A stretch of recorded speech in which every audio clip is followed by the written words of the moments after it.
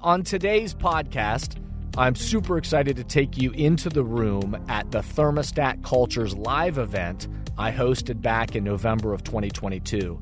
The special hybrid event with leaders from across industries, a powerful room of people in Columbus, Ohio, but then also people gathered virtually all around the world. What you are about to hear is the dialogue I had with my good friends, Kevin Clayton, the SVP and head of social impact and equity for the Cleveland Cavaliers, and Ken Bouyer, EY, or Ernst & Young's, EY's inclusiveness recruiting leader for the Americas.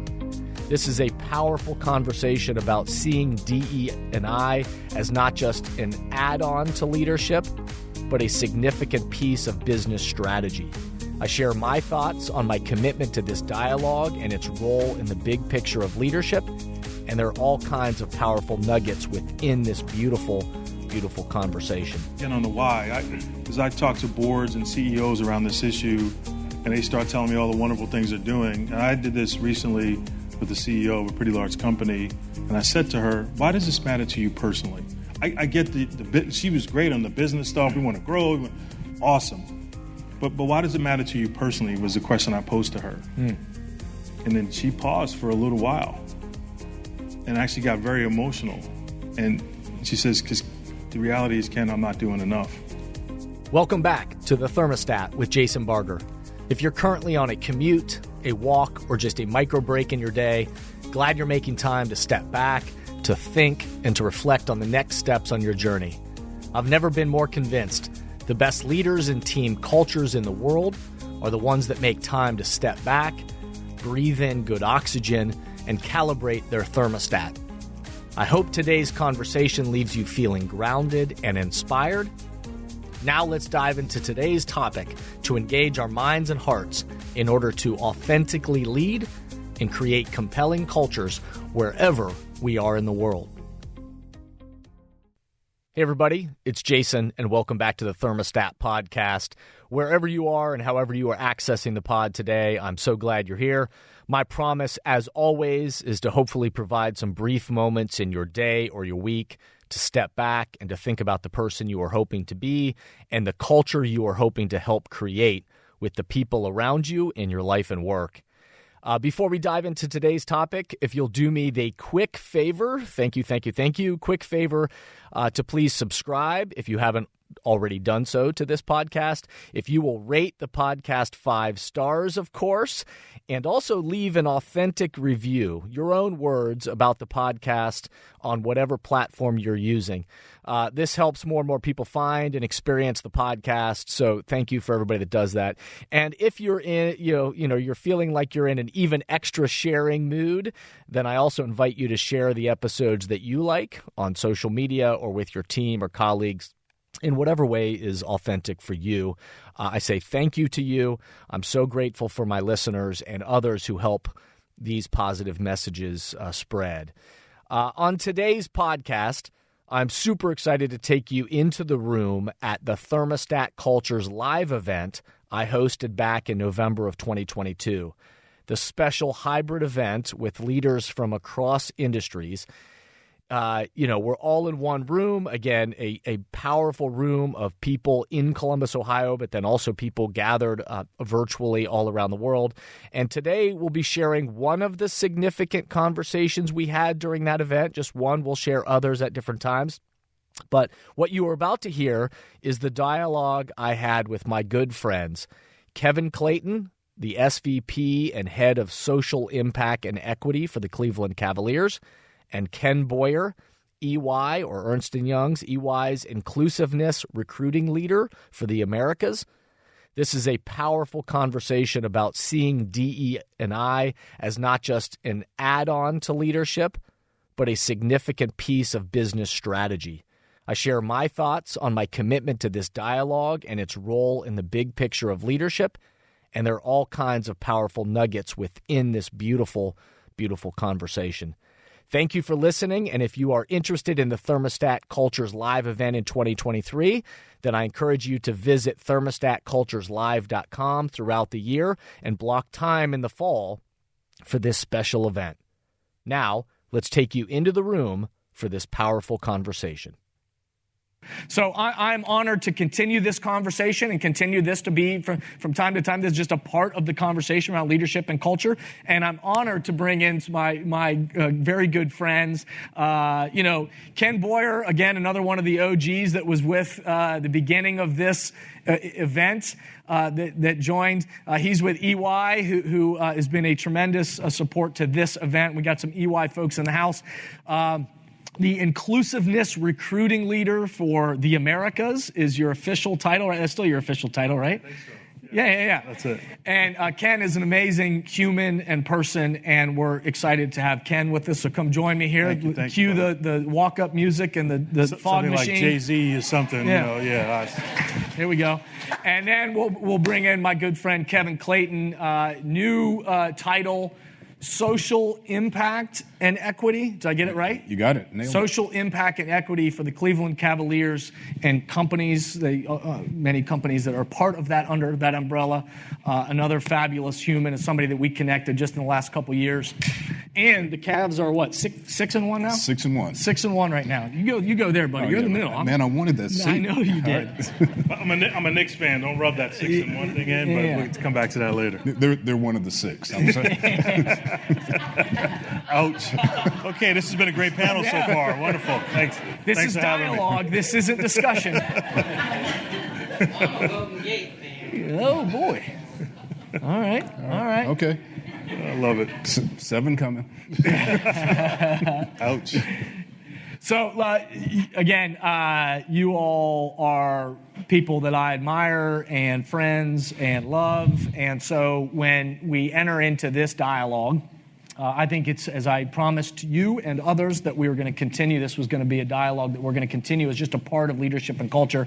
I'm interested from your perspective, what I think an appropriate place to start out with is, what progress are we seeing in this dialogue and action around diversity, equity, and inclusion? Sure, you're 6-1. I mean, you can go first. First of all, great to be here with you guys. I enjoyed the discussion earlier today. Progress, you mentioned George Floyd, which was kind of that couple of years ago summer, which was a lightning rod, I think, and a jolt to a lot of folks. As I spent a lot of time with our clients talking about the diversity issue, and certainly at that moment, many were calling for us, EY, to share what we were doing. We as a firm have been invested in this space 25 plus years. So I want to be clear that we just didn't show up to the party, so to speak, right, at a major event. We've been at this for a long time, learning a lot of lessons along the way. But certainly since that point, there are a lot of organizations who all of a sudden wanted to get engaged here. And I get it. And so I've talked to a lot of organizations. Which is great. Which is progress. It is great. However, it is about sustainability and consistency. And so there's been progress because people have come to the table and CEOs sent out wonderful communications about what they're going to do about equity and how they're going to invest. Terrific. Now the question is, what are you going to do from that point forward? And I'm seeing some drop-off, frankly, from some organizations because it wasn't in their DNA, right? So it was a flavor of the month or maybe 6 months. Wasn't consistent. So good to be at the table. We've got more folks there. How do you sustain it to keep it moving? I think that's the question. So that's what I've seen early on. Progress? What are you saying? So unlike EY, sports has not been at this for a long period of time, believe it or not.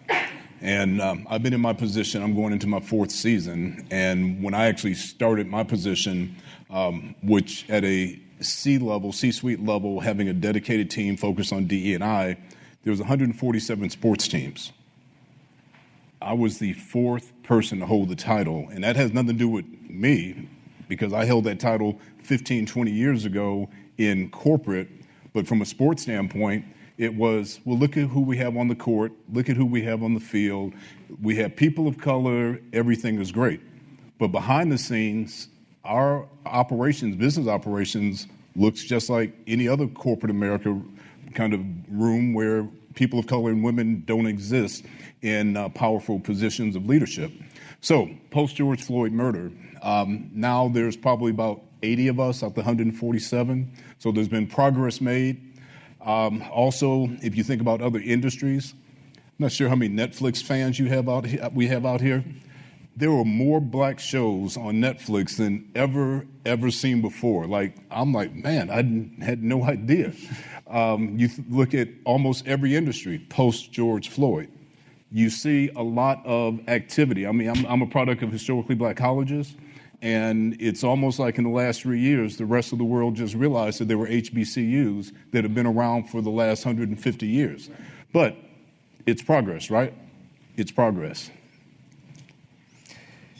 Yeah, no doubt. No doubt. I mean, you think about even just the raising of the level. And again, I will say this as a disclaimer, of course, always about is that I understand that this is a one day and one conversation and all that. But I do believe that it matters. And I believe that it matters that we are committed to having conversations that are the currency for change, and that does lead to currency, to change. And so it moves us forward. So I want to make sure that I'm not trivializing the conversation. Wade into those waters. I understand that it's connected to longer action, but every time we're willing to wade into those waters, I believe we're stimulating progress. Yeah. What do you see then? Again, there's of course many opportunities to progress further. But what is it that you see as some opportunities within teams and organizations? How can we continue to raise the bar? Yeah, so a couple things. These conversations are important, right? I really believe that you can't have empathy for what you don't have proximity to. I'm going to say that again. Yeah. You can't have empathy for what you don't have proximity to. Tweet that, LinkedIn that, Facebook, whatever. Say it one more time because I interrupted you. You can't have empathy for what you don't have proximity to. Right, so in the spirit of the conversation of the currency for change, it takes, I believe, dialogue, discussion, storytelling to help people appreciate empathy. So whether it's where I grew up or how I grew up, or Kevin grew up or how you grew up, having this discussion, I believe, helps, I hope, people have a little more empathy. And I think that's a big part of these. This is why this is important. It's why I always support you and what you're doing and appreciate your consistency in this space. Because I do think we have to this is about respect and appreciation of difference. And the more conversations that we could have to that end, I think the better off we're going to be. I am certainly concerned what can happen, change, be different.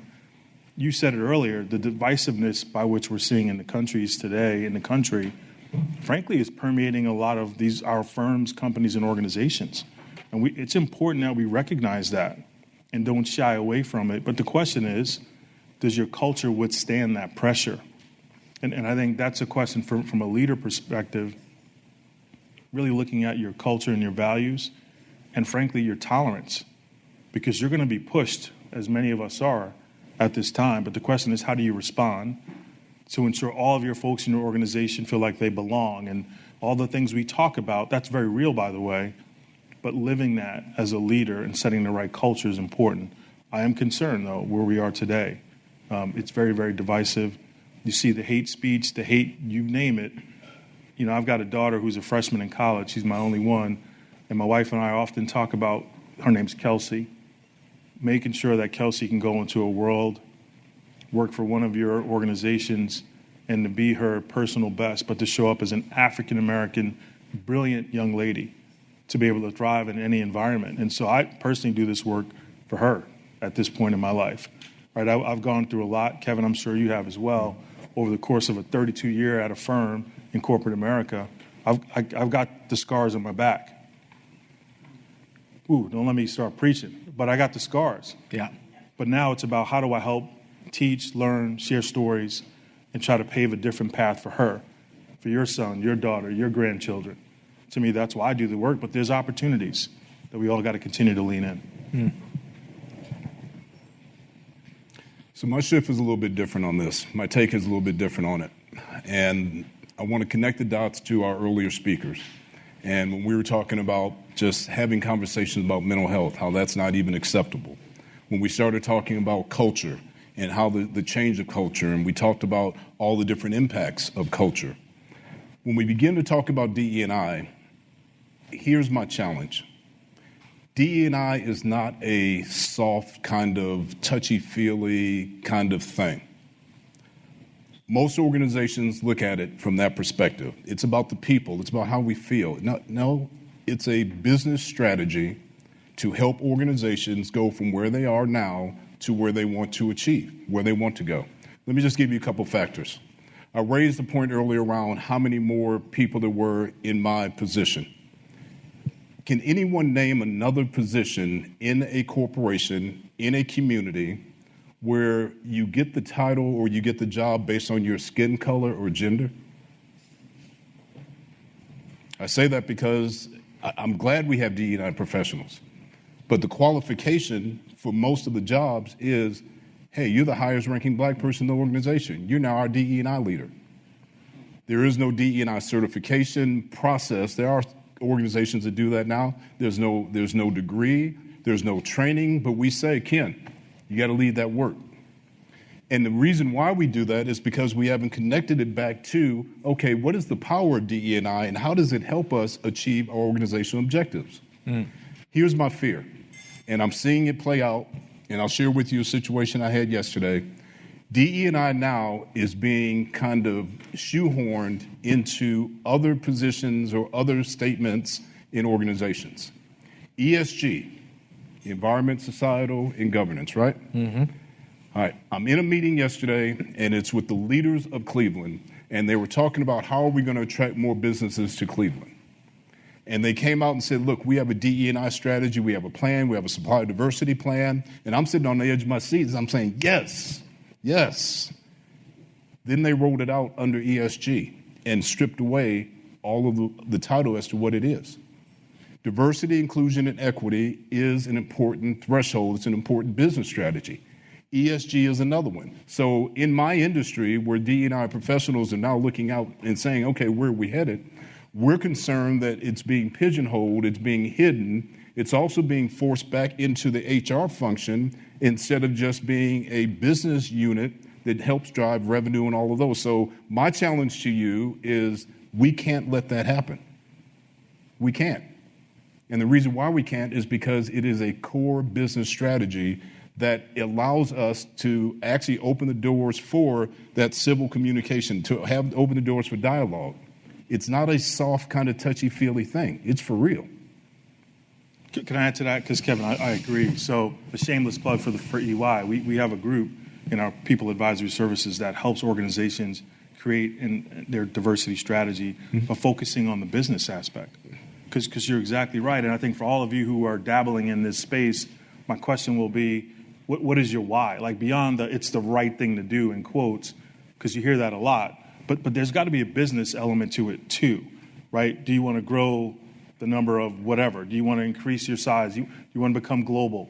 But being able to appreciate and articulate the why to your employees, who many, to be honest, are saying, oh, another diversity thing doesn't apply to me. Why should I care about it? So for them, it's the right thing to do, doesn't move them. But if you start talking about this has the opportunity to grow our share price, sell more cups of coffee, whatever it might be, right? Then you may get others' attention. We can put more seats in the arena. To me, that's why it's a part of culture. Again, it's not a separate thing. It's like we have conversations around with. Again, I've had it with many of you in the room where you start talking about, well, what's the ROI on culture? And say, well, all right, you want to pull out the numbers? We can try to figure it out. Like, culture isn't like this extra thing that once we have our business, then we'll work on our culture. No. The culture is a part of your business strategy for how your people show up to do whatever it is that you do. And I would argue that D&I, these topics are the same thing, that it's embedded within how we show up to do the work. And is it a part of that strategy? And Jason, when I asked the gentleman yesterday, why did you water it down and put it under ESG and just strip it away? Here's what he said. Because the companies we're talking to, it's easier for them to absorb it under ESG than to have the conversation about DEI. Okay. So we don't want to call it what it is, but we want to get the benefits from it. Yeah. And so we have a challenge, and that challenge is to maintain the momentum out of what happened post George Floyd. That was just a moment. I mean, we're talking about a movement. Yeah. Not just a moment in time. If you haven't done so already, we hope you'll visit Amazon or Amplify or jasonvbarger.com to check out Breathing Oxygen, my new book that is all about breathing good oxygen into ourselves and mindsets that fuel ourselves and the teams and the organizations around us. Positive, healthy thinking is as essential to great leadership and building a winning culture as the air we breathe. Leading yourself and a team of people has never been more complicated than it is today. As a leader, every move you make is either breathing life into your organization or slowly killing it. The atmosphere can easily turn toxic with negativity, blame, and doubt poisoning the culture. Just like every being on the planet needs good air to breathe, every organization needs leadership that breathes life into its people to sustain the energy required to complete its mission.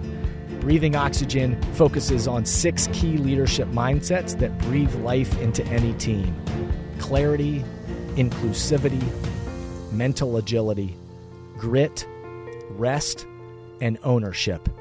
Join us, read, and share Breathing Oxygen. Available now from Amplify Books on Amazon and jasonvbarger.com. But anybody have any reactions so far to this or questions? Yeah, Denise, back there, Brookie. Thanks again.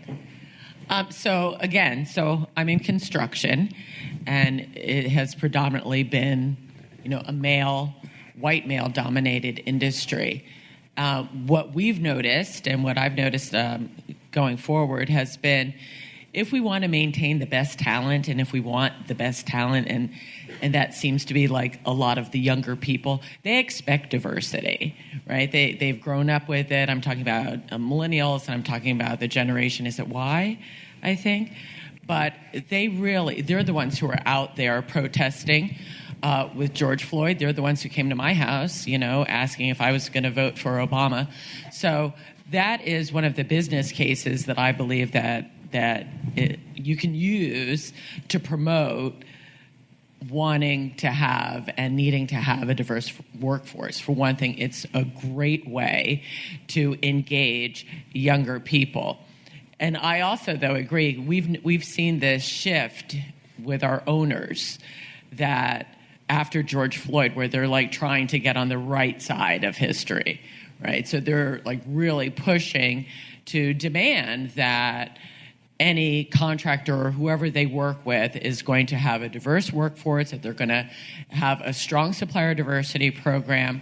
So I believe that if this wave can continue, there's strong business case reasons for diversity, and each organization has to find that, has to be able to talk about it, has to be able to look at those individuals in their organizations who are opposed, perhaps, maybe not even vocally, to diversity in and of itself, once they can see how it can personally affect them. Do you want to make money? Do you want a job? All right. How about up here? Thanks, Brookie. So I'm really glad that you mentioned the piece about how it's not a flash in the pan, like it shouldn't be a fad. And the way we were moving here was just finding a way to make sure that it sticks around, that it's not just, a fad, I guess.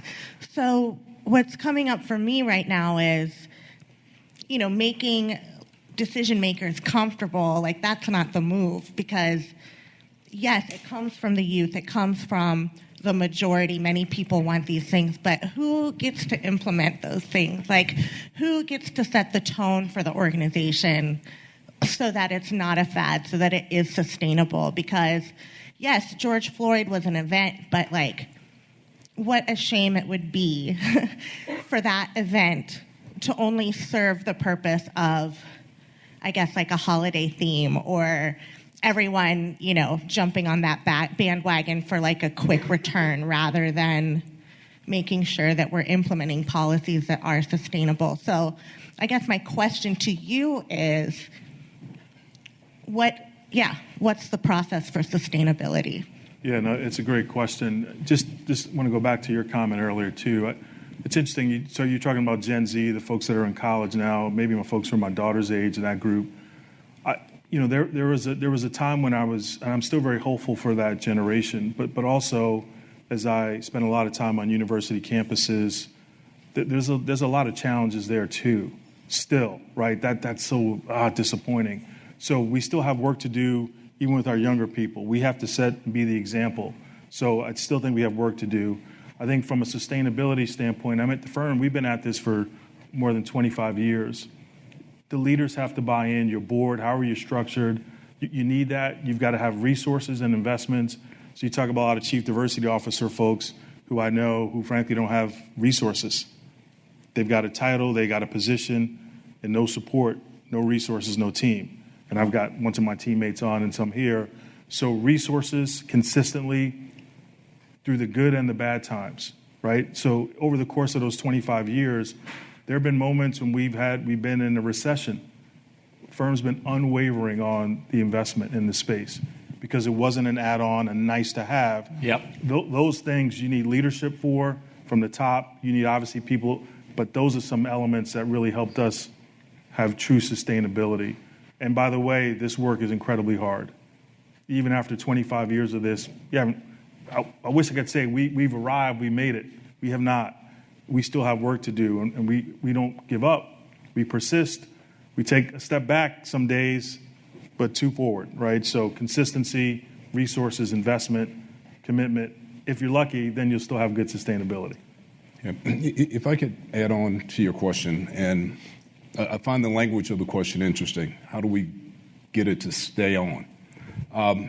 This work has been here. It's not going anyplace. From my own perspective, I've been fortunate to live a little bit of life. I started doing this work as an executive with Procter & Gamble when it was just the diversity.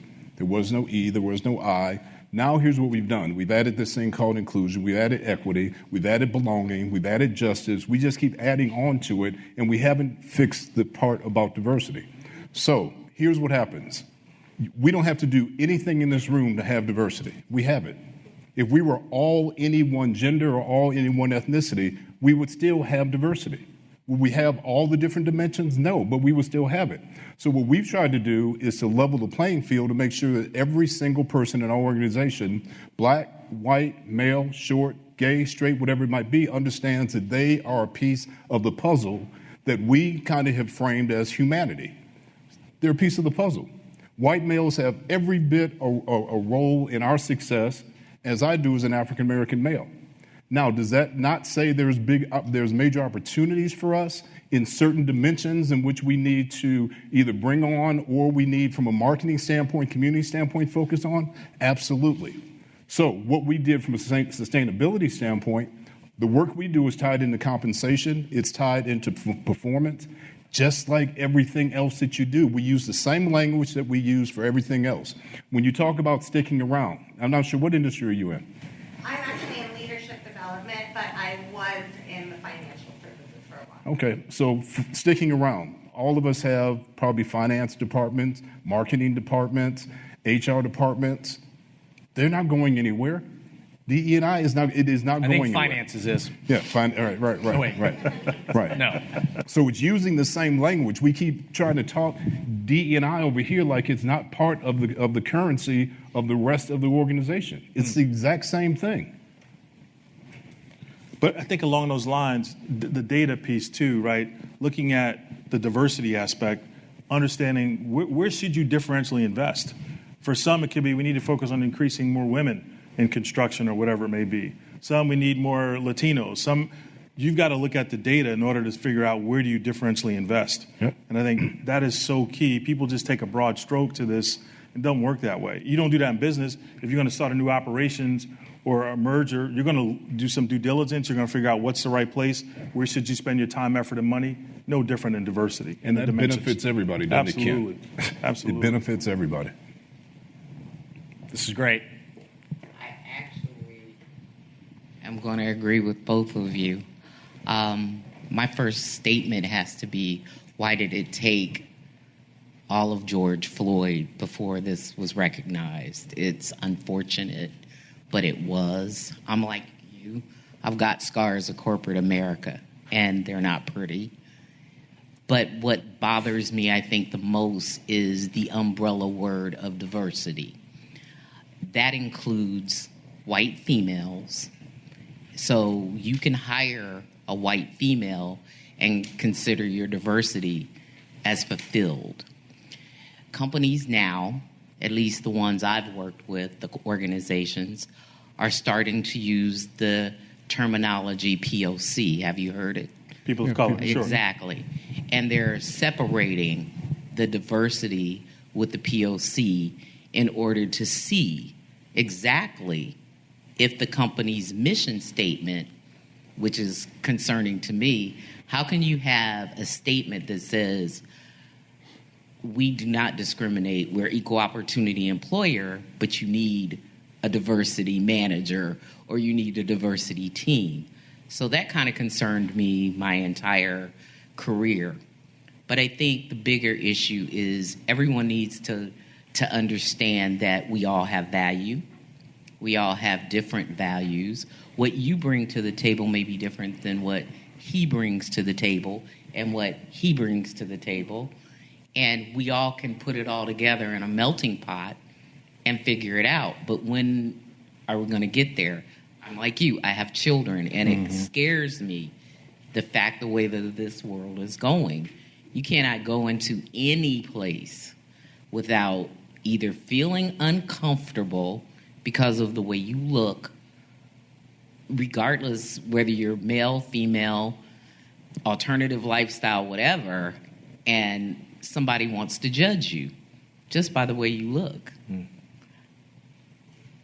That goes to Bill Gates and his sandals and socks. Yeah, no, At McDonald's. I agree. And so one thing I'd say, I didn't mention, but post George Floyd for us, what changed, in fact, all of you can go online, we've issued every year now a transparency report that speaks to all the dimensions of diversity and how we as a firm are doing.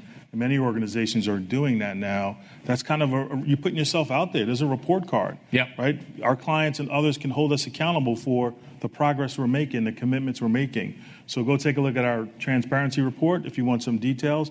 But we peel that onion back, and again, that's why we differentially invest, because I look at the data.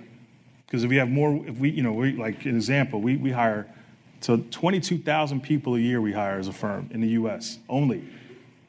Just let that sink in. I look at how many women, what's our people of color, whatever category you want to call it. We look at LGBT, our veterans, people with disabilities. I peel that onion back to say, where are we and where should we next year differentially invest?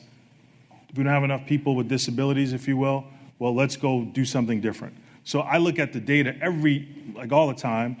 Lindsay's here. She helps me. And team, you should be looking at that are online. Look at some data. Tell me how we're doing. But the data should drive your investments, much like it does in your business. That's how we approach it. Yeah, Carmen, I'll be derelict in my commitment to doing this work if I didn't comment on George Floyd. If you all recall what happened with George Floyd, and some of you may have seen this, they interviewed his daughter. I think his daughter was 8 or 9 years old. And she said, my daddy changed the world. So black people have been killed by police officers for years.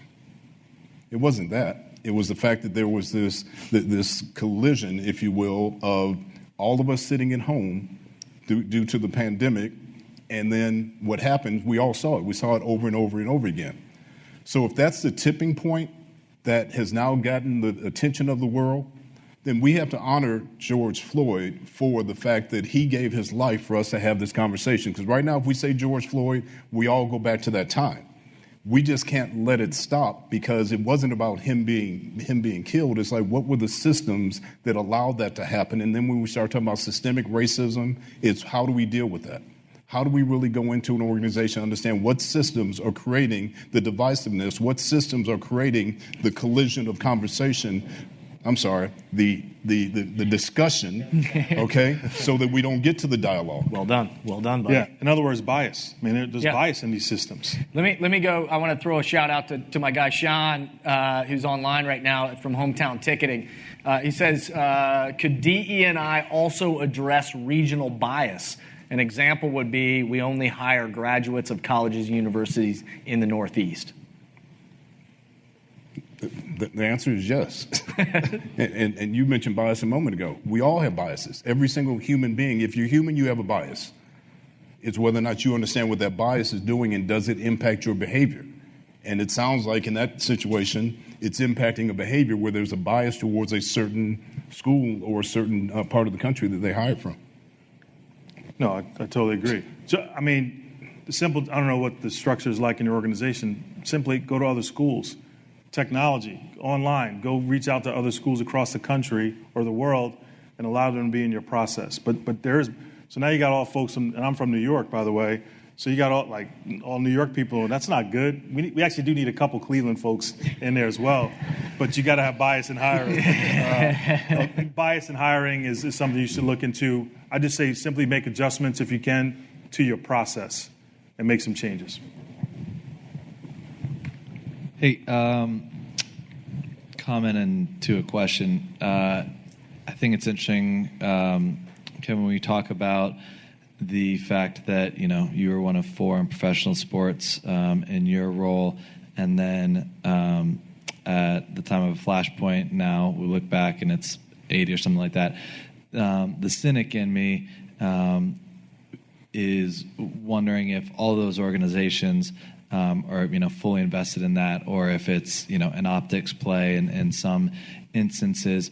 How can an organization, and you actually, between the two of you, have touched on a lot of this, but if an organization wanted to engage in this work in genuine ways, so that their team and the community viewed it as not just a reaction but a proactive step. I mean, you talk about consistency, putting resources behind it, getting buy-in from leadership, and then measuring it and tracking it. So, those are 4 things that, as I was formulating this question, you guys actually already kind of were able to kind of answer. But is there anything else that organizations that want to attack this problem in a genuine way would engage in? So Paul, thank you for that. I'm big on words and what those words say. So if you don't mind, if I just offer you a couple. One is, as you said, problem. It is a huge opportunity, because even saying problem would suggest to people who are going to address it, okay, I don't want to deal with that. But if you're saying, look, I have an opportunity that's going to increase our bottom lines, increase our culture, increase all of it, people are going to rally around that. So just the language to begin with. Secondly, the why, which you mentioned. You have got to answer the question of the why. And I get brought in even from a consulting standpoint, the first thing I ask organizations, why are you doing this? And if they say it's the right thing to do, I'm like, why? Why is it the right thing to do? Well, because it makes me feel good. Okay, that's not sustainable. No. It may be sustainable for you, but is that sustainable for the organization? So make sure the why is answered and the why is permeated throughout the organization. The third thing is make sure you commit resources to this. Those are human resources and financial resources, just like you would any other function in your organization. No, I agree. I want to focus again on the why. As I talk to boards and CEOs around this issue, and they start telling me all the wonderful things they're doing. And I did this recently with the CEO of a pretty large company, and I said to her, why does this matter to you personally? I get she was great on the business stuff. We want to grow. Awesome. But why does it matter to you personally was the question I posed to her. And then she paused for a little while and actually got very emotional. And she says, because the reality is, Ken, I'm not doing enough.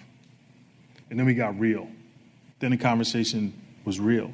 I said, because when you're on that podium, on that webcast with your folks, more than the numbers, and that's important, and the business growth, they want to appreciate, why does this really matter to you? And that's my question to all of you. When we talk about this thing called diversity, I just talked about it. There's a lot of whys for me personally. I talked about it in the context of my daughter. But for all of you to think about, why does this matter to you? Why would you want to invest? Why do you care about this thing called diversity? And for each of us, it may be different, but I just suggest that you think about that, because that's how you have sustainability, movement, and consistency. Like, the why piece is really important. That help, Paul? And you can also engage EY. We're happy to help. Small fee. We got you covered. This is awesome. We've talked about this recently, but the definition of organizational empathy, I could test some folks and see if anybody remembers the actual definition of this or that we've talked about recently, but I've loved this definition of organizational empathy being caring about what the people you care about care about. It's a mouthful. Caring about what the people you care about. And I want you to know that this dialogue is about caring about what I care about, and it's also caring about what people I care about. And I think the more we can model and do that within our teams and organizations, again, it's going to lead to action, and going to be exciting to do that. Would you clap for Kevin and Ken for me? Thank you for listening to today's podcast, and I hope the messages and questions stimulate positive change along your path. As always, if these messages resonate with you and add value to your life, I hope you'll help amplify them throughout the world. Please rate, comment, and share on whatever podcast or social media platform you're using, and share this podcast with the people in your life or work who should be part of these conversations. That way, this spirit does, in fact, spread. If these messages or developing leaders and culture would be helpful to you and your organization, please contact us at jasonvbarger.com, jasonvbarger.com. And remember, we are all ambassadors for the culture we want to create in our life and work. We have to own the vision we want to be a part of. The future of leadership is you, is me, is us. Be a thermostat.